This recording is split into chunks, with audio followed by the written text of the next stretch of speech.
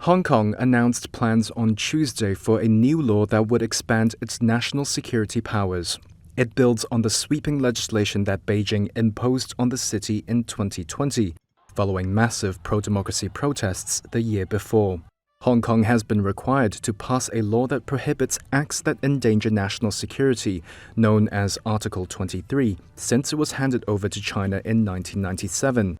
However, earlier attempts were put on hold.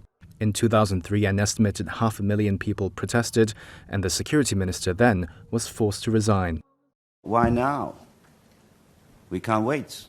Officials, including the city's leader, Chief Executive John Lee, who was sanctioned by the US, on Tuesday explained why they want to enact Article 23, quote, as soon as possible. We still have to watch out for potential sabotage, undercurrents that try to create troubles, particularly some of the independent Hong Kong ideas are still being embedded in some people's minds, and some foreign agents may still be active in Hong Kong. Some legal scholars say the new legislation could sharpen the 2020 law, which is, at times, vaguely worded, and rework older laws dating back to the colonial era. New laws have been drafted, including one that deals with sedition and specifically mentions violent protests that endanger national sovereignty. There's also a new law against computer-based actions that harm national security.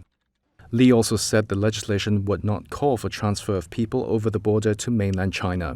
The law we are legislating will have no element at all about sending any arrested persons in Hong Kong to the mainland. Lee said that the security legislation will respect people's and organizations' rights and freedoms and meet international standards. He has made it a policy goal to bring the shelved Article 23 back by this year.